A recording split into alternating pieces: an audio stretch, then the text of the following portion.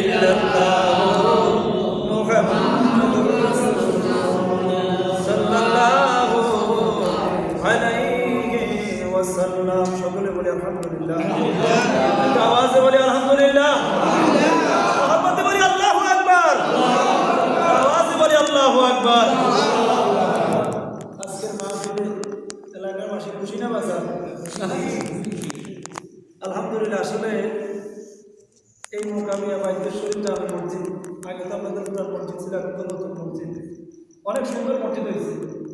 বিভিন্ন জায়গায় আমরা বলি যে এরকম একটা মসজিদ হয়েছে বর্ডার এলাকা, দেখার মতো একটা মসজিদ, বলি আলহামদুলিল্লাহ। করাইছে কে? করাইছে কে?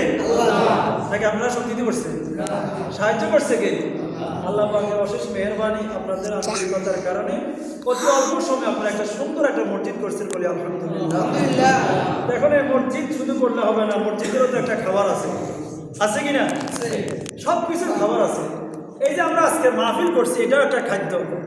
বলেন হুজুর কিসের খাদ্য? এটা হলো আত্মার খাদ্য। সুবহানাল্লাহ বলেন। কিসের খাদ্য? আমাদের যেরকম দেহ চলানোর জন্য খাবার লাগে, সকালবেলা নাস্তা করি, দুপুরে খাবার খাই, রাত্রে আবার খাবার খাই, খাই কিনা? এটা কি বাঁচানোর জন্য? দেহকে শক্তিশালী করার জন্য এই খাবারগুলো খাই। আর আমাদের একটা ভিতরে একটা দেহের থেকে আরো মূল্যবান, কোটি গুণ মূল্যবান, যেটার নাম হলো আত্মা, যেটার নাম হলো হাত। ওটাকে আপনি মাছ মাংস খাওয়ানো হবে না, ওটাকে আপনি দিতে হবে আল্লাহর জিকির, নবীজির দুরূদ বলি সুবহানাল্লাহ। এই দিনই মাহফিলগুলোতে ওয়াজ এবং নসিহত, কোরআন সুন্নাহর আলোচনার মাধ্যমে ওই আত্মাটা, ওই রূহ নামক আত্মা নামক যেই আপনার দেহটা আছে, যেই মূল্যবান জিনিসটা আছে, ওই জিকিরের মাধ্যমে, দুরূদের মাধ্যমে ওটা সঞ্চার হয়ে যায়, শক্তিশালী হয়ে যায়, বলি সুবহানাল্লাহ। প্রিয় হাজিরিন, আজকের এই মাহফিলের দুটি মূল কারণ। কয়টা?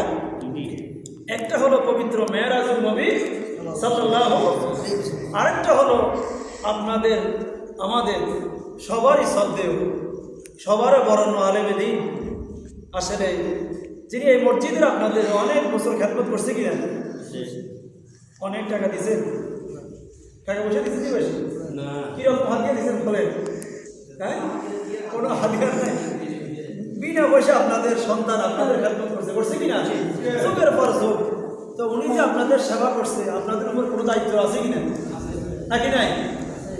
আপনাদের উপরও দায়িত্ব। সেই দায়িত্বটা পালন করার জন্য আজকে এলাকাবাসী মরহুম মকফুর মাওলানা আবু তৈয়ব সাহেব রাহিমাহুল্লাহ